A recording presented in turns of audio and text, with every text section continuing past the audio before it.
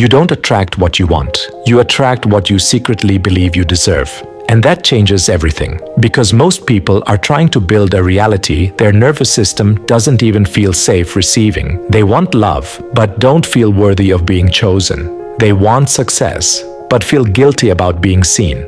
They want abundance, but internally associate money with pressure, judgment, or loss. So what happens?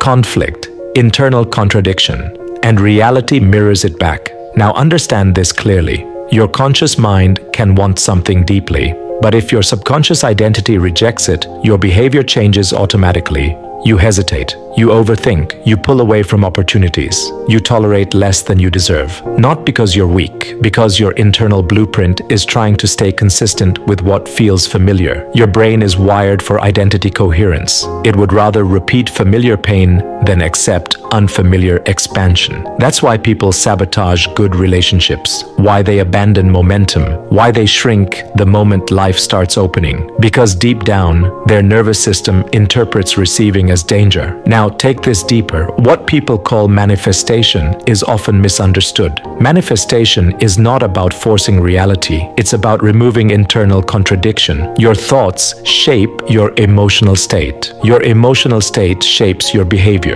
Your behavior shapes your outcomes. That's the mechanism, not magic, alignment. Now bring spirituality into this. The universe doesn't respond to what you beg for. It responds to what you embody consistently. Your dominant emotional identity becomes your signal, and that signal shapes how you act, what you tolerate, what you pursue, what you unconsciously reject. So if you secretly believe, "I'm not enough," you will find ways to confirm it. Not intentionally, automatically, because the mind always tries to prove itself right. Now imagine the opposite. Imagine someone who truly feels worthy, not arrogant, not loud, just internally certain.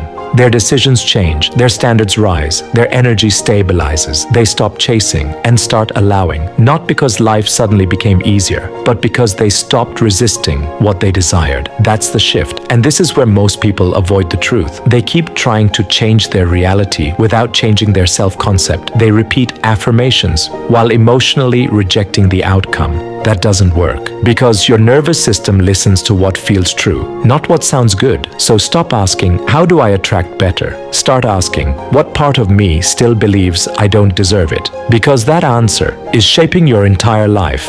And once you confront it, everything changes. Your relationships, your confidence, your decisions, your standards. Because your reality can only rise to the level your identity allows. If you'd like to go deeper into this topic, grab my book, The Hidden Blueprint, Unlocking the Universal Principles That Shape Your Destiny. The book is now live worldwide.